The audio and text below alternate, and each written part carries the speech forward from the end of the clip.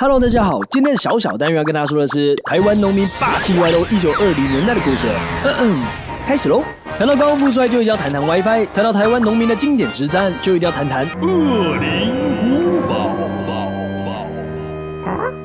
就一定要谈谈恶灵农民运动。1895年，日本才刚以马关条约接手台湾，瞬间一个 move 就想进行工业日本、农业台湾的政策，更想把台湾变成甜蜜蜜的糖业王国，因此订立了各种让蔗农脸绿绿的政策，像是蔗糖的价格就是由糖厂说了算，甘蔗的称重也常常少个几斤几两，甚至出现了3个保证80斤这种神秘验实证的情况发生，还要蔗农自己花钱请糖厂来采收甘蔗。政策虽然一直把蔗农压着打，蔗农却只能对着翘着2郎腿的日本政府做无效的抗议，抗议无效，或是只能任由他们载歌载舞。当农家子弟面对砂锅大拳头的政府和财团时，台湾的知识分子也蹦蹦蹦的跳了出来。当时回二林老家的医生李应章先生，同时也是台湾文化协会的成员之一，面对蔗农从头绿到脚的窘境，应章疗伤对症下药，办理农村讲座，呼吁农民们起来起来。更在1925年成立了台湾第一个农民组织二林蔗农组合，借此代表广大蔗农来跟二林地区的林本源制糖株式会社争取权益。随着知识分子们大力的宣扬，蔗农们也慢慢意识到，当自己权益被侵犯的时候，是应该站起来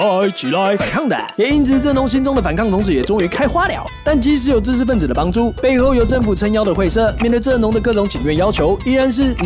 去洗澡，直接已读不回。在和会社玩了好几次的你请愿我的游戏以后，甘蔗终于到了可以采收的季节啦！当时蔗农们决定硬起来，在没有公布价格之前，坚持拒绝会社的采收。会社也坚持我就是要采收，还随身带着警察逮灵。看到连警察逮灵都袒护着会社，这种政府与财团我爱你，你爱我的景象，蔗农们气得直接就地取材，拿起甘蔗和锄头反击。警察逮灵也直接拔出铁碎牙和伊文字举牌警告。这个动作直接让蔗农们满肚子火，双方你来我往，甘蔗满天飞。这就是台湾史上第一个农民反抗运动——二林蔗农事件。事件发生以后，日本政府气得到处弹出来抓人，除了被视为主头的李应章以外，更抓了近百位蔗农组合的成员和参与事件的农民。但即便如此，二林蔗农事件就像大过年的第一声鞭炮一样，嗶嗶啵啵，谋出了各地方的农民组合。到了1927年以后，甚至出现了全岛性的台湾农民组合，光是会员人数就已经有2万人以上，实在是顶呱呱不得了。叽里咕啦说到这边，二林事件似乎开启了台湾农民的抗争之路，让农民开始意识到用力保护自己的权益是多么重要的呢？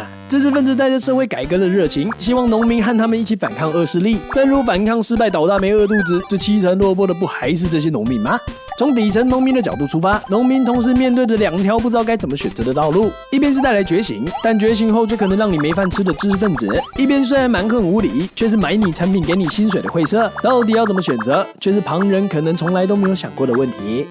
好的，今天的小单元就说到这边，拜拜。